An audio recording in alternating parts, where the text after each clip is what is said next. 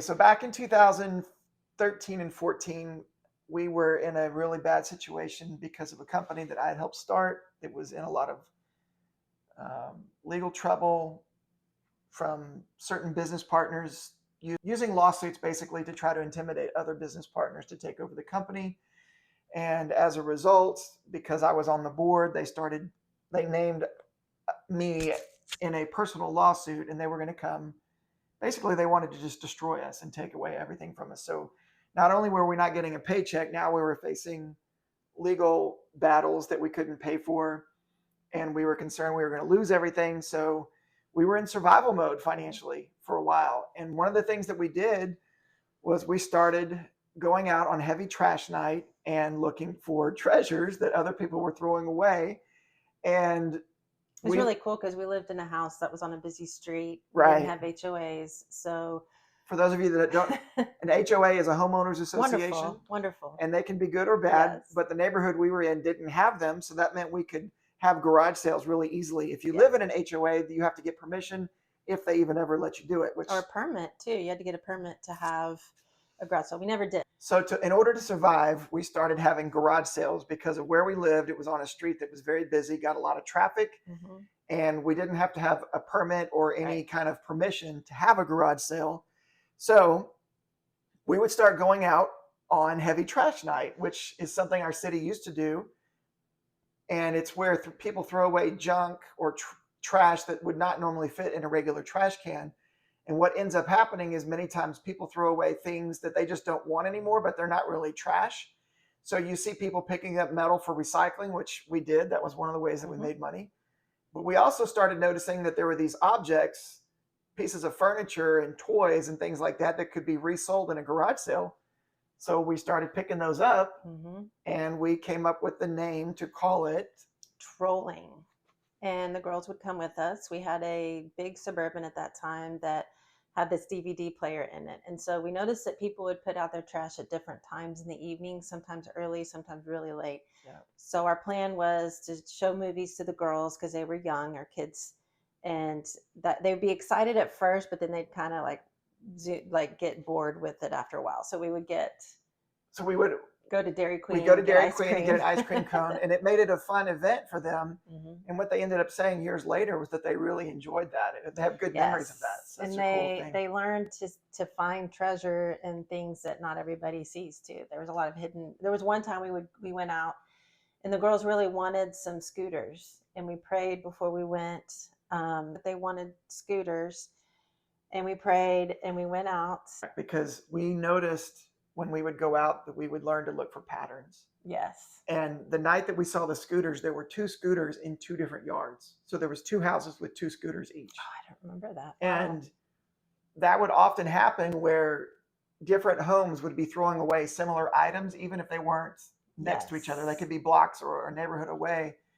And sometimes we would get parts off of one that we could put on another to repair and make it either usable or saleable in our garage sale. So that was a season in our life that God sustained us through provision of actually receiving things. So we got desks one time too. Both the girls wanted desks. And then we also got the furniture then to turn around and sell and make money at our garage sales. And sometimes you would repaint it or repurpose it, make it on look dressers. different. Yep. But what we were really seeing, I think, was we were starting to experience treasure hunting as a family. Yes. We would go out with an intention to look for something, which is paying attention. Right. And we would look for patterns, and we would see these patterns. Right. And we were building our own patterns as well, like just with the girls, because what started out as survival, looking for metal to recycle, turned into treasure hunting for resale. And then during our garage sales, we set up a cookie and lemonade stand for our daughters. Yes. And they started getting to sell their own homemade items. They were so cute. We're going to share. They were very cute. Check out this picture. And they would sell out every time. And we noticed a pattern there. Every time we'd make, no matter how many cookies we would make, we would sell out. So a lot of times people would stop just because they wanted to support little kids. Cute. Yes, they thought they were adorable. But we had them at the curb, like right on the sidewalk. That was closest to the street because we lived on a busy street and people were constantly driving by. on Saturdays, or they would be like, we're going to come back. And another thing that was so cool is it created a sense of community. We started to get to know people that were repeats and return that would come back to our house. We did that for about, would you say 2 or 3 years? Somewhere 2 or 3 years at least. Maybe Not, about, and it wasn't every month. There was a season where we did it once a month for several months because we were really tight we needed financially. it would pay our bills because we would get as much as $1,000 a day Hmm. for one Saturday selling all this stuff that we didn't have to pay for. And so it was 100% profit. So it took us from being inactive on a weekend and not doing anything, Yes. maybe even spending money, to being active together as a family and making money. And that was just a fun It was. I taught the girls about commerce because they experience. would take money and they learned, I think they were probably 5, 6 years old at that time. And they learned how to make exchanges with people with money. They were learning about money at that time. And then also, I thought it was so cool that we would get so many people coming in that we got to the point where people were always bargaining and trying to get us down on our prices. So we just didn't put prices on anything because we knew Well, it doesn't matter what we we learned put on them. right off the bat that pricing things was a waste of time. Yeah. So that Yeah, was that the, would save us time. that was the other thing we learned in the garage sales was there are certain strategies that were effective to be repeated or reused. So Right. the first time we tried to price, and that took forever and it didn't work. So then we stopped pricing.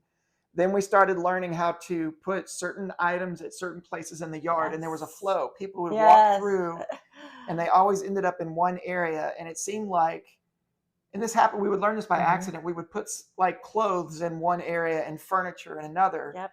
And when we put them in the certain places, they would do really well. But if we changed it up on the next garage sale, those things wouldn't sell. Yeah. So we would notice there were only certain things that would sell at certain times. There were a couple of times we got mattresses, which you'd never think anybody would want a bed or like maybe a frame, but not a mattress. And people bought the mattresses. Now we didn't pick up mattresses that looked gross. We would always pick up mattresses that looked, people had just put them out. So they weren't sitting outside and then they looked fairly new. Right. We ourselves did not Or bring we them knew in our that. house. I think what it was we might have known the people that were getting rid of them, something I like think that. that's what it was. It Because was people family started offering us members. their stuff too sometimes Yes. because they Oh knew. my gosh, yes. Okay, so then we went through a season of having grandparents pass away. That Yeah. was the same time. We had my grandfather that passed away that had tons of stuff over in Arkansas, and they gifted all of that to us, which was wonderful. My because grandparents passed away. They had a lot of stuff. yes, and that really boosted our product line to be able to Yeah. have a lot of stuff to sell. And it got to the point to where people were wondering, are you having a garage sale? Because they knew that we were the house that Right. would have these garage sales. I remember one man bought some little silver salt shakers from us, and we didn't know that they were silver. And Yes, and that took us on another the following week, journey. Yes. it was either the next Antiques. it was either the next day or the next week, we get a knock on our door early one morning, and there's this guy that had been at the garage sale, and he came back and said, "Hey, I just wanted to give you $5 more for those salt shakers that I bought because it turned out they were silver and I made some money on them." And he was basically splitting the profit with us. And we built a relationship with him. He's in my cell phone to this day. And whenever I find something, because he's a collector, Yep. I still call him to suggest things to him. But that's an example of relationship and connection. Relationship, community, because it was people within our community that would come to this garage sale, and we would see them out at the grocery store, and we know them now because we built this relationship with them through our business that we were doing at that time. We were at a networking event just a few months ago, and there was a lady there who was one of our customers. And we told her we've seen her a couple of times Right. now, and to remind her of where we first met her was at these garage sales. Right. And that's always fun to think about that. When we moved from that house to another Yes. house, and we didn't have the ability to do garage sales, but we wanted to find a way for our kids to Girls, continue their entrepreneurial journey. Yep.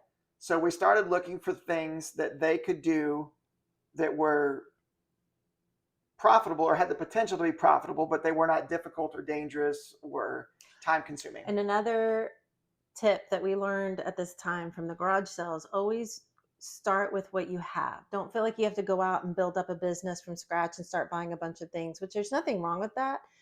But if you're pinched for money, you don't have a whole lot, start with looking around with what you have. Okay, so we ended up not losing the house because we thought we were going to lose Okay, our that's a good house. important And thing. we sold everything. We kept 2 chairs and couch, all of our beds, our clothes, obviously, and then our basic kitchen stuff. Yeah. Because we thought we were going to move we out. thought we were going to have to move out. We thought we were going to lose our house. And what ended up happening was, well, things worked out and the lawsuits went away and we moved on.